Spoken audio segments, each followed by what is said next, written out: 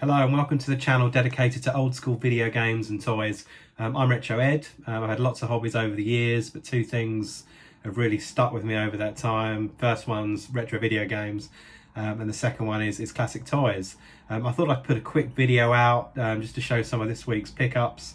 All of these original Game Boy games. A big shout out to Gameboy Shack, who I bought these from. Such an awesome selection of games on his site, so it's well worth checking out, and I'll put a link down in the description if you want to go and have a look at his page. Right, let's go through the games.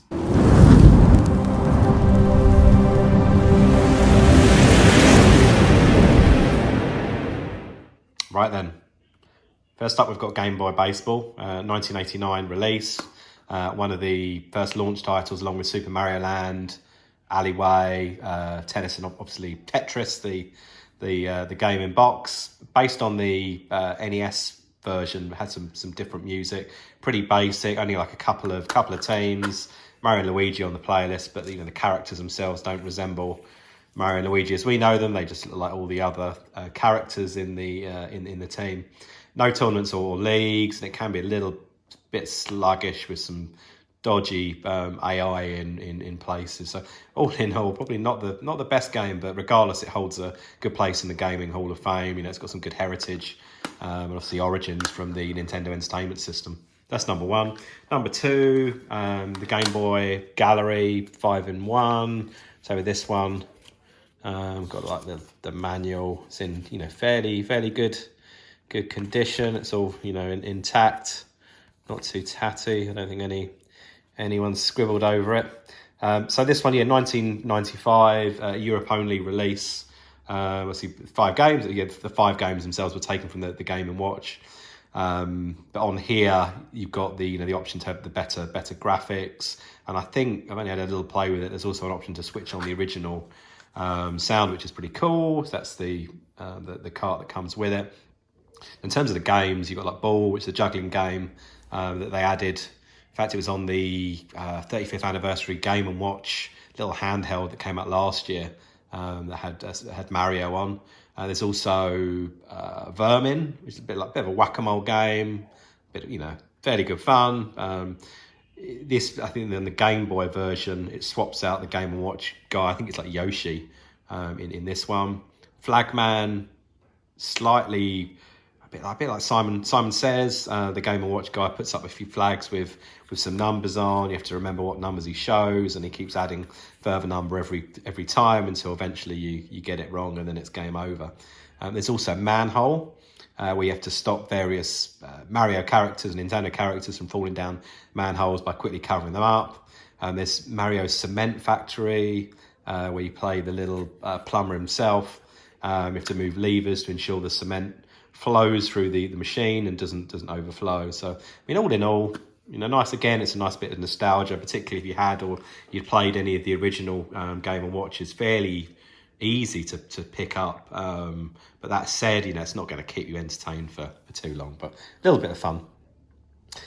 Keeping in the Game & Watch theme, so here's Game & Watch Gallery.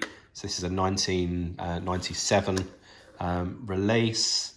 So a few in the series. This one obviously on the Game Boy. I think the second one was also on the Game Boy and the Game Boy Color.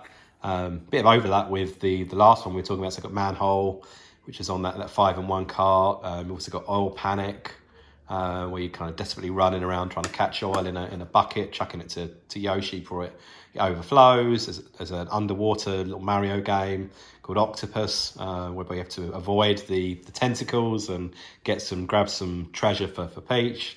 And then I think there's a fire game, another kind of Mario to the rescue thing, where Peach's castle is blooming ablaze, and Mario and Luigi have to save the day again, to catch people as they jump out. So a bit like the last cart, it's good that you've got that option to kind of choose to play the original. They have, they're dated a lot, but then they are old games, but still pretty funky, gaming history. Next one up, so we've got two more to go, and this one's an interesting one for me. I really like this one. So 1991 release, Who Framed Roger Rabbit. I think it came out 2 or 3 years after the the classic film with Bob Hoskins. I think it was Christopher Lloyd as well played the baddie, and the amazing Jessica Rabbit. Yeah, again, I kind of played this back in the day, but didn't know too much about it. And when I looked into it, it was designed by Shinji Mikami, who directed the first Resident Evil game, and I think also the fourth one, which I love, more of a kind of the more shooter arcadey resi game. So that's pretty cool stuff. The plot is fairly loosely based on the film. But not quite. It almost reads like a bit of a sequel. Bits actually running in parallel. But the graphics are pretty cool for the Game Boy. The characters really resemble, those in the movie. Actually, looks a little bit like a Zelda style game. You've got the overhead camera, not that linear. You can kind of choose where you go. So looking forward to getting back into this and spending a bit more time on that. And then the last one, and I really don't know that much about it, but I love the series. So this is Super Chase HQ. Probably one of the first arcade games I played as a kid. I then grabbed it on the Master System, which was a bit of a downgrade or downplay in terms of graphics and playability, but still good fun. I got a copy of the normal Chase HQ for the Game Boy last year, which is it's pretty okay.